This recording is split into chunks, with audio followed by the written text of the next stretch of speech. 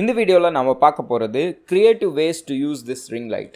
Ring லைட்டை எப்படி க்ரியேட்டிவாக use பண்ணலாம் அப்படிங்கிறது தான் இந்த வீடியோவில் பார்க்க போகிறோம். வாங்க வீடியோக்குள்ளே போகலாம். ஸோ ரிங் லைட்டை முதல்ல எப்படியெல்லாம் யூஸ் பண்ணலாம் அப்படிங்கிறத பார்க்குறதுக்கு முன்னாடி ரிங் லைட் அப்படிங்கிறது எதுக்கெலாம் யூஸ் ஆகுது அப்படின்னு பார்ப்போம்.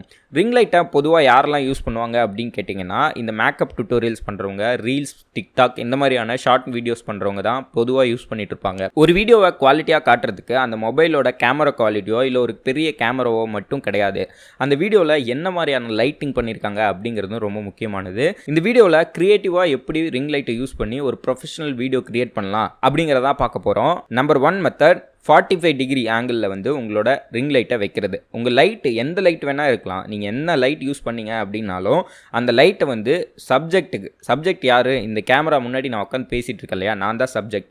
எனக்கு 45 டிகிரி ஆங்கிளில் இருக்கணும். இப்போ இந்த ரிங் லைட் வந்து எனக்கு 45 டிகிரி ஆங்கிளில் இங்கே இருக்குது.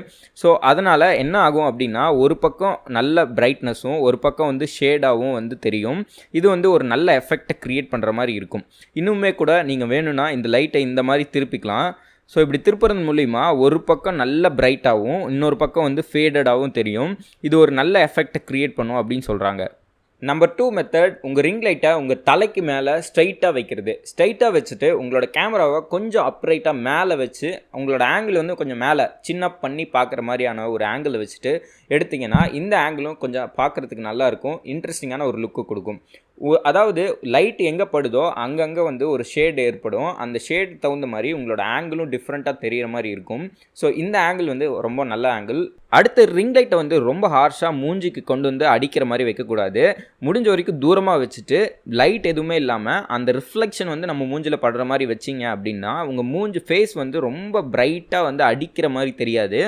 இப்போ நான் எப்படி செட் பண்ணியிருக்கேன் அப்படின்னா, கேமராவுக்கு பின்னாடி ரொம்ப தூரத்தில் இப்படி தலைக்கு கீழே இப்படி இருக்க மாதிரி இந்த மாதிரி செட் பண்ணியிருக்கேன். இந்த மாதிரி செட் பண்ணுறது மூலிமா நம்ம மூஞ்சில் டேரெக்டாக அடிக்காது, இருந்தாலும் பின்னாடி பேக்ரவுண்ட்லாம் பாருங்கள் லைட் படாமல் இங்கே ஆம்பியன் லைட் எதுவுமே இல்லாமல் அதாவது தனியாக தெரிகிற மாதிரி ஒரு ஃபீல் கிடைக்குது. ஸோ அதுக்கு ஹார்ஷாக அடிக்காமல் லைட்டோட ரிஃப்ளெக்ஷன் மட்டும் நம்ம மூஞ்சில் படுற மாதிரி வைக்கிறது இன்னொரு மெத்தட். ஸோ இந்த ரூமோட நார்மல் டியூப் லைட்டை போடுறேன், அப்போ இன்னொரு டிஃப்ரெண்ட்டான எஃபெக்ட் கிடைக்கும். பின்னாடி பேக்ரவுண்ட் வந்து ஃபுல் பிரைட் ஒயிட்டாக கிடைக்கும். நம்மளோட டார்க் ஷர்ட் போட்டிருக்கிறதுனால இதுலேருந்து தனியாக நம்ம வந்து தெரிகிற மாதிரி இருக்கும். ஸோ இப்போ லைட் நான் போடுறேன். ஸோ இப்போ பார்த்தீங்கன்னா பின்னாடி ஒயிட் பேக்ரவுண்ட் வந்து நல்லா பிரைட்டாக தெரியுது. நான் வந்து ஒரு டார்க் கலர் ஷர்ட் போட்டிருக்கேன் அப்படிங்கிறதுனால இந்த மாதிரி ஒரு எஃபெக்ட் கொடுக்க முடியுது.